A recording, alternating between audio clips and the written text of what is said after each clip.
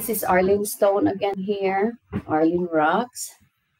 I'm sorry for being late.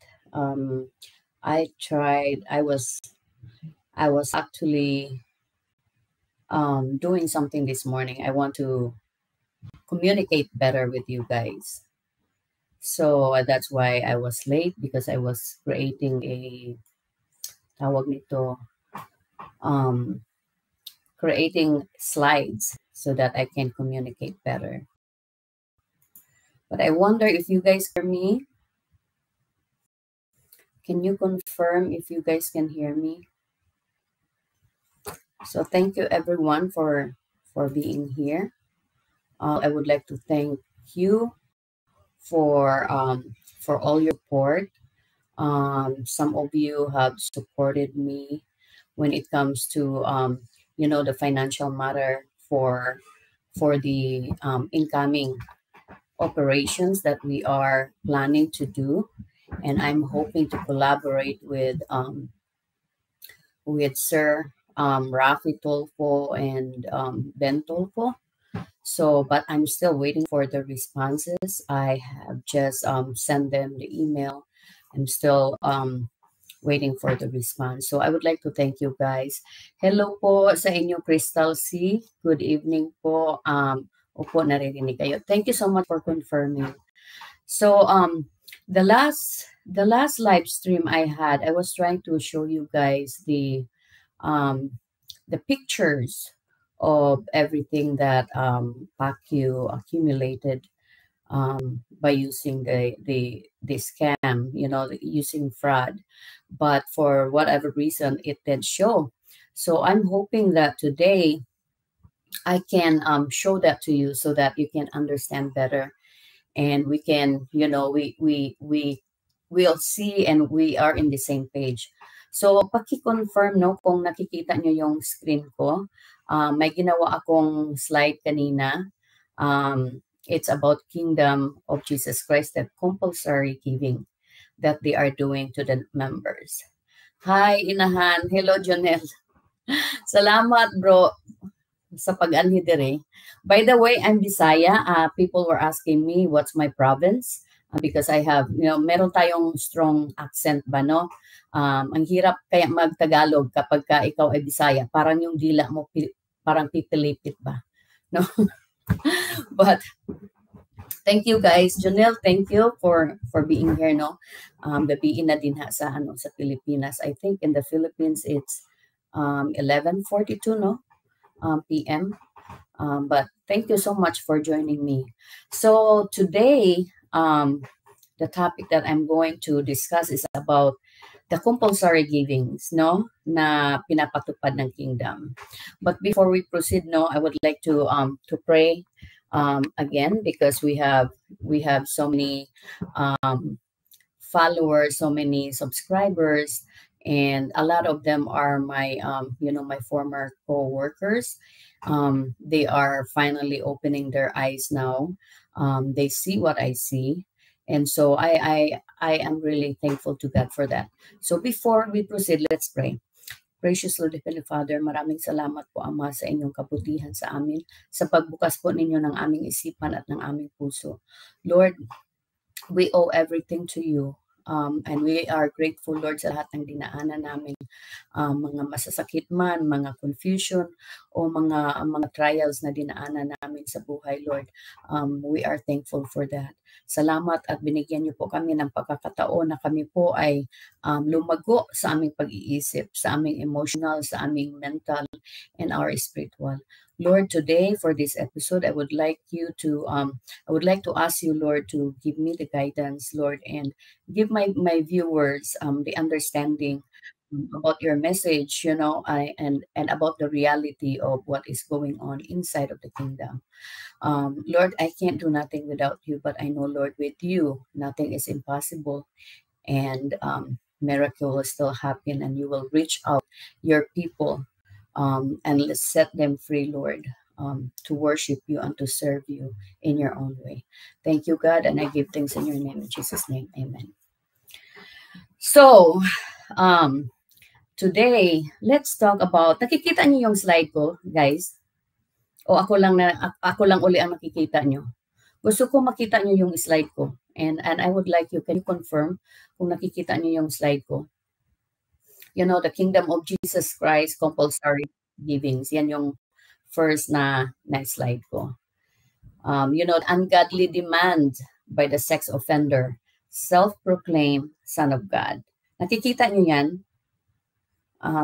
Yes po. Thank you so much, Crystal.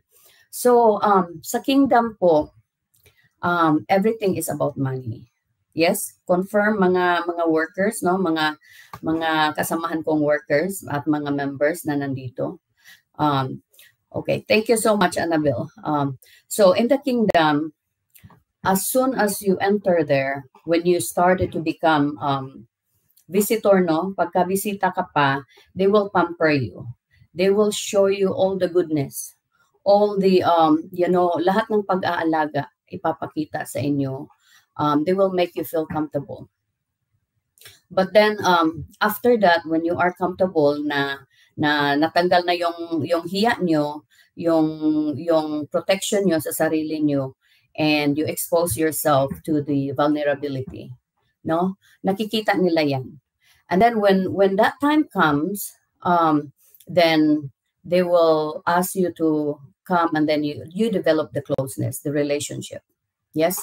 So when you develop the relationship, guys, in the back of their mind, they already thinking that's the sign. If you are in the you know, outside the Philippines, dollar sign na yung nasa noon ninyo. Pero pag kayo po ay nasa Pilipinas, peso sign na yung nasa noon ninyo. Now ngayon, papasok kayo, idodoktrina kayo, no? As member. Kasi kapag kayo po ay bisita, hindi nyo po alam ang reality of the kingdom. Akala nyo napakaganda, napakagara. Kasi naman nakikita nyo, di ba, sa harapan, napakaganda, maganda yung gardens nila. Tapos si Pacquiao pag nagsalita pa, parang he is the perfect. He project himself as the perfect one, and he claimed that he is the reincarnation of Jesus Christ, and he is the owner of everyone's soul, no? So yun yung projection niya. But then when you come a member after your baptism, kailangan ka po na mag-mature agad. And what's their measurement of maturity? No? Let's talk about the measurement, the benchmark of their maturity. Ang benchmark po nila sa maturity is based on your giving, on your responsibility. So number one po, no?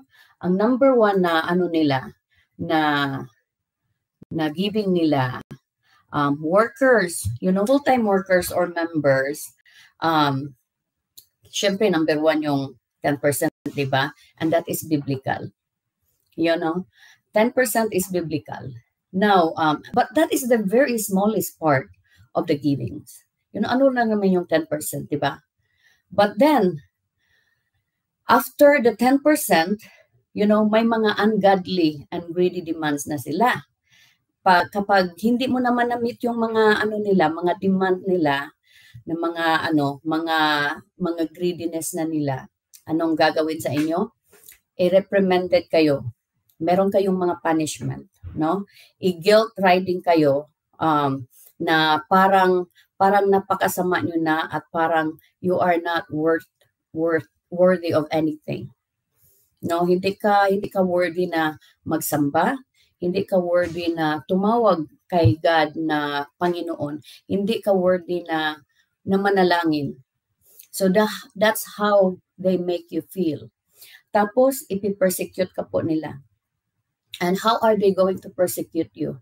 Tatawagin po ang inyong pangalan sa harapan ng panambahan ng mga members. At itatanong po sa inyo kung bakit po hindi kayo naka-coop up ng goal ninyo. So mga workers, am I making this up? Please let me know if I am making this up. Tapos i-condemn po kayo kapag hindi nyo na-fulfill yung kanilang demand, no? I-shame out kayo, tatawagin kayo ng tawhanon, You don't have commitment, and you are, ano ba yung tawhanon sa Tagalog? Ang hirap talaga mag multiple language kaya, no? So tawhanon daw. Yung carnal, carnal. Good morning, Mercy. Thank you for being here. Carnal. So carnal ka daw kapag hindi mo na-coop up yung kanilang mga demands. So you have to spiritualize everything. Yun ang explanation nila. Ang spiritualize po sa kanila is you have to fulfill all their demands financially. Wala pong ibang demand doon, kundi financial. Hindi ka po noong araw, nung nandoon ako, at least meron pa kaming demand na magdala ng bisita pa, mag-soul winning. But then later on po, nawala po yan. And the focus was on how we can make money. Ganun po ang focus ng Kingdom. Connie B, thank you so much for being here. I'm watching now. Hello sa lahat at kay Miss Arlene. Hello, Connie B, salamat for being here. So ganun po ang nila, no, ang financial and demanding situation ng Kingdom of Jesus Christ. Now, let's talk about the weekly compulsory. Ang giving po, in most of religion, no, ang giving is out of your heart. You give based on what you can afford. Yes? So Nilin Losado, hello ma'am. Arlene, good evening, watching from Hong Kong. Nilin, thank you so much for being here, no? At Rosemary Carbon, talaga palang para ang mahalaga at maganda ang babae sa kanya na. Yes. So thank you so much for being here. I-discuss ko yan mamaya, Rosemary, no? Yang sinasabi mo. Kasi kasama yan sa aking slides. So ngayon, so sa ibang church, no, sa mga churches, 10% is the one that they are actually requiring, and that is called tithing. No, that is biblical. So pero pagdating po sa Kingdom, aside from tithing na 10%, meron po ito, weekly to guys. Every Sunday ibibigay mo ito. Number 1, syempre yung 10%. Aside from 10%, yung love offering, no? Which is bigger than your 10%. Yun ang nila. Kung halimbawa, yung income mo, yung kita mo is $5, for example, magkano ang 10% niyan? 10% niyan is 1,000, di ba? Now, kapag ka ng ng love offering, kailangan doblehin yan. So magiging 2,000 aside sa yung 10%. So magiging 30% na, no. So ngayon, after niyan, meron silang tinatawag na ministry to the poor. Every linggo po ibibigay ito, every Sunday, ministry to the poor. Wala naman pong clear specification kung saan napupunta itong ministry to the poor. Kasi hindi naman po sila pumupunta sa kali at magbibigay ng tawag nito ng mga goods sa mga mahihirap, no, na nasa kali. Wala pong clear specification kung para saan itong ministry to the poor. Yung ating dila bumabaliktad na. Itong Children's Joy Foundation and Sunshine Philippines Movement offering. So ito is another part of offering. Ano pong ginagawa nito? Yun daw magtatanim ng mga tawag nito, ng mga trees sa kanilang Glory Mountain. So nagbibigay po ang mga members ng offering para dito. Tapos meron silang television ministry offering at Sunshine TV and radio station, no? So iyang Sunshine Radio, Sunshine SMNI at radio station nila, every week po nagbabayad ang members niyan, kinukolektahan po sila. Meron po silang goal kung magkano ang ibibigay dyan. Hindi po yung member, hindi po kusa ng loob ng member na magbigay for that specific project. Hindi po. Tapos meron po silang tinatawag na Pinas offering. Ano tong Pinas offering? Gumagawa po sila ng publication ba na newspaper, guide magazine. Binibenta po ito sa mga members, no? Lalo na kapag ikaw ay nasa Hong Kong. Yung Hong Kong kasi yung ano nila, yung bread and butter noong araw. Tapos nung nandito na sila sa US, ganun din ang ginawa nila dito sa US. Ginawa nilang bread and butter.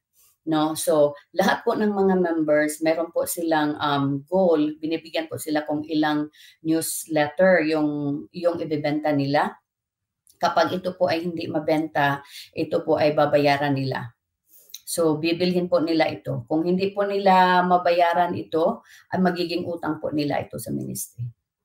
So, aside from that, meron po silang building fund for the kingdom. So, yung kingdom na pinapakita ni Pacquiao na super proud siya na mas malaki daw yan sa sa Iglesia ni Cristo na arena. Ang nagbabayad po niyan, ang shoulder po niyan ay mga members ng mga mahihirap po.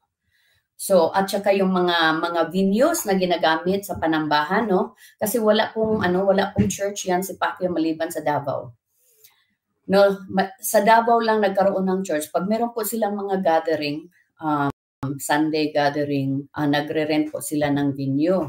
Ang rental po niyan, mga members po ang magbabayad. Dinidivide po yan ng bawat members, no? Tapos meron silang tinatawag emergency fund na ibibigay mo rin to by Sunday. So hindi po unclear yung purpose kung ano tong emergency fund. Tapos meron silang after si Pacquiao na mag-preach, no? After mag-preach siya, meron silang kakantayan ng lively song. Tapos merong tinatawag na wave offering. Na kailangan i-wave mo yung sobre, yung envelope na may laman na pera. I-wave mo yan. Tapos dadaan yung ushers at ihuhulog mo doon. Yan po ang mga weekly, no? Mga weekly compulsory giving nila. Ngayon, sinasabi ni Pacquiao na lahat ng nasa kanya ay bigay ng Diyos. Hindi po. For me, that is pagnanakaw po yan sa mga tao. Kasi you oblige your members to give those even though they can't afford.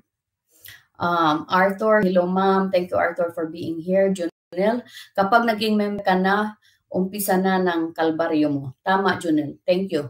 Walang katapusan sa kolekta ng pera. Bukod sa mga rolling ka, solicit, tinda ng kakanin, katakot-takot na pledges.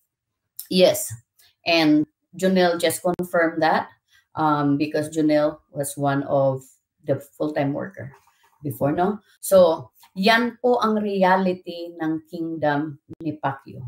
Now, let's talk about the quarterly goal, no? Quarterly compulsory giving. Ito yung quarterly and compulsory givings na dinidemand ng kingdom. Number 1, concert pledge. So every time na magko-concert crusade yan si Pacquiao, kung saan man yan pupunta, ma-Pilipinas, ma-Canada o wherever, ang mga members po ay kailangan mag-pledge. Sila po ang magde-decide kung magkano ang ipi-pledge mo sa concert pledge. Tapos, after nyan, meron po silang tribute to the king. Ang tribute to the king po ay every September yan. No? At ito ay para lang kay Pacquiao. So meron silang goal, bawat members no binibigyan ng goal. Dito sa US, ito yung goal. It varies from $500 to $20,000 na kailangan mong ibigay before the end of August. Now, magkano na yan sa peso? So that is between 27,500 kung i-calculate mo yan ng 55 peso ang palitan, no? So 27,500 to 1.1 million. Ang bawat member ng KLC. So dito sa US. Tapos aside from the tribute to king, merong tinatawag na pastor's birthday gift. Na bawat members meron po kaming goal o meron noon kasama ako pero ngayon thank God wala na ako doon, wala na siguro akong bahay nagkataon. Yung mga members meron po silang compulsory giving sa birthday ni Kibuloy. At itong birthday, itong compulsory giving na to, ito po yung pambili ni Kibuloy ng kanyang sasakyan, mga bagong sasakyan, mga tawag nito, yung mga luho ba niya. Itong tribute to the king at pastor's birthday gift. So that varies from 5,000 pesos, 500 pesos to 10,000. I mean, $500 to $10,000.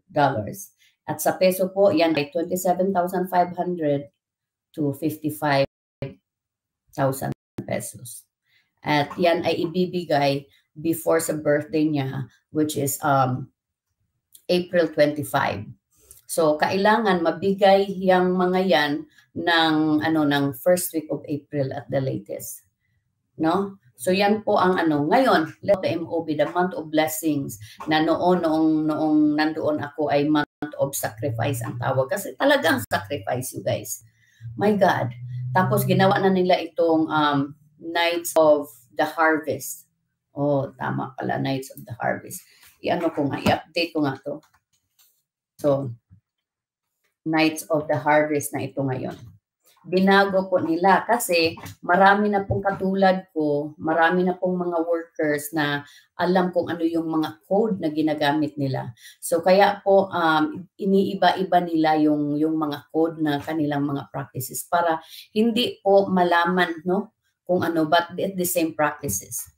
Okay, basa muna tayo. So mercy, sa members lang galing yung pinagpagawa ng kingdom. Yes, sa member lang yan. At sa member lang yan, 16 billion. Yes, sa member lang po yan galing. Wala pong ibang source yan si Pacquiao. So Rosemary Carbon, kailan pa kaya yan mahuli ng FBI? Yan ang magandang tanong. Pag-usapan din natin yan mamaya, Rose, no? So, ngayon, let's talk about the MOB, the Month of Blessing or Nights of the Harvest. Itong Nights of the Harvest po or MOB na tinatawag nila ay mag-uumpisa po ng September, kapag ka-Burr months na, no? September, yung anniversary nila is September 1st, no? Tapos yung celebration aabot yan ng hanggang 5 or 7, September 7. Tapos during that celebration po, ang gagawin nila ay preparation na yan ng mga mindset ng mga workers at members para sa MOS. So meron na pong mga bagong revelation si Pacquiao niyan. Sasabihin po ni Pacquiao na a year of glorification. Lahat, paulit-ulit lang yan, recycle na revelation. Kapag merong pangangailangan po na malaki ang halaga na pera, meron pong bagong revelation si Pacquiao. So katulad ngayon, malaki po ang pangangailangan nila kasi syempre andyan pa yung nila, yung project nila, yung kingdom hindi pa tapos. Nagbabayad sila ng 9 lawyers dito sa US kasama si Green. Yung lawyers nila is per minute yung rate. So malaki talaga ang demand ngayon. So ngayon, ano na naman yung ni Pacquiao, yung revelation ni Pacquiao.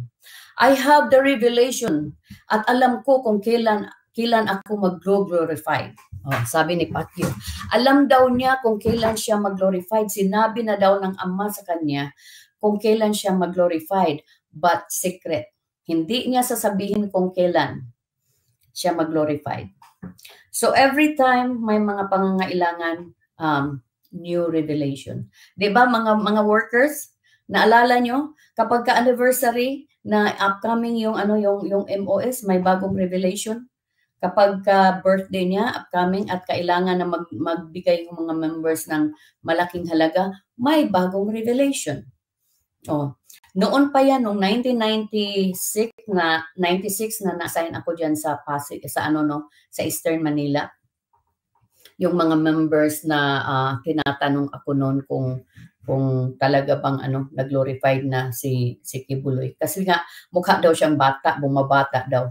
Tapos ito namang mga administrator ng mga tawag nito, spiritual wives niya. Inaano sa aming mga tainga, laging binubulong sa aming mga tainga na ito na yung last, ito na yung pagkakataon namin na talagang magpatunay at ibigay lahat kasi mag-glorified na si Kibuloy. Yun ang lagi nilang sinasabi. Kaya itong mga members at mga workers, kahit sa gitna ng hirap, mamatay man sila o ano man ang mangyari sa kanila, they are willing to do everything. Kasi for the sake of the heaven and for the sake of na magkaroon ka rin ng glorified body. Ganon po ang ano ni Pacquiao style. So Jonel Adlawan, I'm not a worker or did not remember 20 years ago noong nasa Davao pa ako, Seventh-day Adventist na ako ngayon dito sa Bohol. Junelle, I see. Akala ko worker ka. Alright, so Nelen, siguraduhin lang ni Pastor na mag-glorified siya bago siya humarap sa kaso ng US. Kaya nga, yan ang laging sinasabi niya ngayon sa mga workers. At bawal po ang mga workers at members na makinig sa akin. Bawal sila na manood sa akin. Kasi daw po yung aking jablo daw ay tatalon. No, tatalon daw galing sa akin kapag nakinig sila sa akin, narinig nila ako sa screen ng kanilang mga cellphone, sa screen ng kanilang mga computer. Tatalon ang jablo ko. Oh my goodness. O tingnan nyo ang manipulation at anong ibig sabihin yan? Bakit tatalon ang jablo kapag nakinig daw sa akin? Kasi alam niya na mabubuksan ang isipan ng mga tao. Kasi itong mga sinasabi ko, hindi gawa-gawa. Totoong experience ko to at totoong experience ng mga kasamahan kong workers at members. No? It's a common knowledge, common experience. So tatalon daw yung jablo sa akin. Katulad din ng mga sinabi niya, mga ginawa niya sa mga workers, no? Kapag lalo na kapag ikaw ay administrator, lumabas ka. O sasabihin talaga niya, wag mong kausapin si so and so kasi yung jablo niya lilipat sa iyo. Ito namang mga workers, takot. Ayaw kapag approaching ka na, no, magkikita kayo sa mall, halimbawa, magkikita kayo sa SM Mall. Nakikita nila na ayan yung wag ka daw lumapit diyan, wag mong kausapin. Takbo ka na kapag nakita mo yun kasi yung jablo niyan lilipat sa iyo. O ganun ang ginagawa ng mga workers, iilag sila. Kasi imagine yung jablo ng isang tao, tatalon pala yung jablo. Ganun po ang ni Pacquiao. That's how he manipulate his people. No, kaya bawal silang makinig, bawal silang manood sa mga different information, lalo na kapag ang information na ipipresent mo ay opposite sa kanyang mga sinasabi. Kasi for me, gusto ko lang i-debunk ba yung kanyang mga sinasabi. Kasi everything that will come out from his mouth, all nothing but lies. Nothing but lies, you guys. Lies and exaggeration. Yan ang reality. Now sa MOS po, let's talk about this, no? Ang month of sacrifice nila or nights of harvest, mag-umpisa po yan ng September hanggang January. No, umpisa na sila ng solicitation. Yung mga estudyante, mga young people, no, they have to leave school. Kailangan nila talagang umalis. Compulsory po 'yan. No? Kailangan nilang mag-absent ng school. Yung iba nag-absent ng 1 month lang. Yung iba 2 months, katulad ko, nag-absent ako noon ng 2 months o sa school. Pagbalik ko, wala na, puro 7 na, puro atya yung aking grades. Siyempre, sino ba naman ang gustong magpatuloy niya, no? Na titingnan mo yung card mo, puro na atya. And you think na napaka-stupid mo talaga kasi nakikita doon sa sa grades mo, no? So ganun po ang nila, ang style nila. Tapos kung kayo po ay professional, no? Kayong trabaho, kailangan nyo ring mag-leave sa mga trabaho ninyo para lang mga-rolling at mag-solicit sa daan. So yan po ang reality doon. Tapos yung mga association, no, i-mention ko ulit, ito yung mga peking association nila na ginagamit nila hanggang ngayon. Kaya kayong mga sa ating mga followers, no, sa ating mga listeners, please share my videos. Kung ma-share po ninyo itong videos ko kahit 10, sa inyong mga kaibigan, no, na ma-share ninyo ito. We can spread the information. Kasi upcoming na po ang kanilang month of blessing, yung kanilang Nights of the Harvest. Ito po ang mga association, gusto po nating ipaalam sa mga tao, lalo na dyan sa Maynila, no, na itong mga associations na ito ay mga piki. Ito po ay kay Kibuloy. Kapag sila po ay nahuli, hindi po nila inaamin na kay Kibuloy sila. At yan po ang laging sinasabi sa amin. So Children's Joy Foundation. Itong Children's Joy Foundation is very popular to, no, sa lalo na diyan sa Pilipinas. Ilang mga workers na ang nahuli at nakulong dahil dito. Ang ginagamit po nila kadalasan dito yung mga bata. No, mga bata na mga minor kasi nga Children's Joy Foundation. At ang purpose daw ng Children's Joy Foundation organization nila ay mag-clothe and feed the children, you know, at papaaralin daw. But none of that happened. Ilang taon na itong Children's Joy Foundation. Nagpi-feed lang po yan si Kibuloy kunyari, no, kapag birthday niya. Once in a blue moon. Kunyari lang. Tapos ano lang yung pinifeed. Ako kaya kong mag-feed, hindi naman ako, wala naman akong organization, no? Kaya kong mag-feed ng children, kaya kong magbigay ng mga ayuda sa mga kababayan natin, no? Ng quarterly. Wala akong organization. Pero si Pacquiao, itong mga organization niya at nangungulikta siya sa mga tao, ginagamit yung mga members at workers na makapangulikta, walang binibigay. Kunyari lang yung nakikita nyo sa video niya, na kunyari nagpapakain siya ng mga ng mga destitute children. Kunyari lang po 'yan. Yun pong mga pinapakain nila ay galing po 'yan sa members. May mga quota po ang mga members pagdating diyan kapag merong event po na kailangan mag-gift giving. Yung mga members po ang may quota, may goal para diyan. Hindi po 'yan galing kay Pacquiao. Wala pong 5 duling na nanggagaling kay Pacquiao pagdating sa mga giving. Itong Children's Joy Foundation. At itong Psalms of David. Itong Psalms of David Orchestra, produce na nila to nung wala na ako doon. No? At ang purpose daw nito ay para sa mga young people, mga destitute young people, na para magkaroon sila ng purpose sa kanilang mga buhay. At sila po ay tinuturuan daw ng mga musical instrument. Pero ang totoo pong nangyayari dito, katulad nung may ilan tayo dito, no, ng mga na subscribers natin, na followers natin na I am open sa sa upcoming plan ko at na-share ko ito sa kanila. Ang nangyayari po kasi itong Psalms of David po ay ginagamit nila para humikayat ng mga minors na pumunta sa kanilang chapter, sa kanilang workers house. Pagdating po doon, kunyari, magpa-practice sila ng mga instrument, pero ang ginagawa po nila ay bini-brainwash na yung mga young people. Na hanggang dumating yung time na yung mga minors mismo ay ayaw nang umuwi sa kanilang mga pamamahay. Kasi natatakot sila na kapag sila ay uuwi, may masasamang mangyari sa kanila at sa kanilang pamilya at kasalanan nila. So kaya po nananatili doon yung mga minors, no? At itong mga minors na to ay ginagamit po nila para maging money making machines nila. So yan po ang ginagawa nila sa itong Psalms of David orchestra na organization. Tapos itong Shivers. Hindi ko masyadong kabisado itong Shivers kasi this is my least favorite, no, sa mga organization na ginamit ko noon para sa money making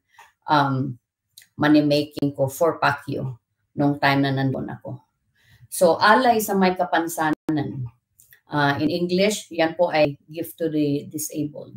Ito daw po ay magbibigay daw sila ng mga wheelchair, no, sa mga disabled, kunyari, at magbibigay ng mga gamot. But none of that is true. Wala pong nangyaring ganun. Kasi kahit mga workers po niya, hindi po niya mabigyan ng pain reliever man lang. Much more sa mga taong walang kaugnayan sa kingdom. So lahat ng ito po ay kunyari lang. Tapos itong handog ng pagmamahal. love offering.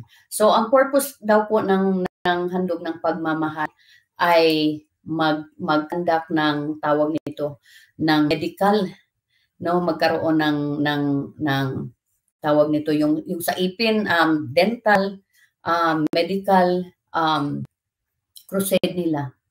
Pero yan po ay nangyayari once in a blue moon.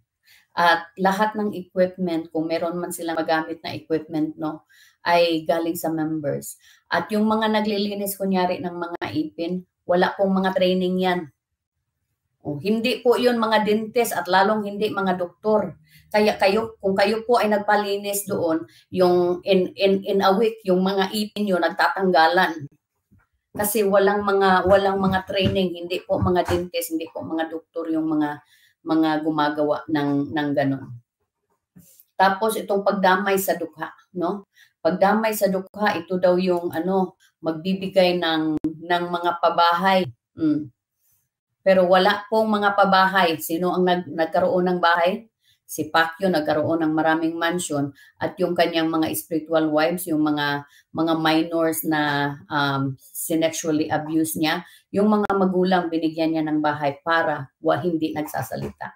Para walang complaint. Yun po ang yan po ang reality. Ngayon itong Pag-asa ng Buhay Association, Hope of Life. Ito daw pong Pag-asa ng Buhay Association, nakalimutan ko na kung ano yung purpose nito. But all of these associations are there for him to make money using the people, using the human resources that he have. No, mga members, mga minors, mga young people, mga senior citizens na kahit ugod-ugod na, meron pa rin silang goal. Ito pa, anong ginagawa nila sa mga senior citizen natin, no, na hindi maka-cope up ng goal kasi hindi na makalakad? Alam niyo po kung anong ginagawa nila? Binibilad nila sa araw. Now, think about it. It's inhumane. Hindi yan magagawa ng taong may isip, may tamang isip. 80 years old, 77 years old, ibilad mo sa araw dahil hindi nakapagbigay ng goal mo. Hindi nakapagbigay ng hinihingi mo. Ganyan ang ginagawa nila sa mga senior citizen. Kaya guys, pakiusap ko sa inyo, please share this video to as many as you can. Kasi kapag merong mga senior citizen na nabudol uli, ito ang dadaanan nila. Kukunin lahat sa kanila yung kakarampot na benefits nila dyan sa Pilipinas, no? And some of them, they only have 1,500 benefits and some have 2,500. Kinukuha po yan nila para sa kanilang mga goal. Kinukuha yan ng kingdom para sa kanilang mga goal. Tapos hindi pa yan enough. Kaya nabibilad sila sa araw.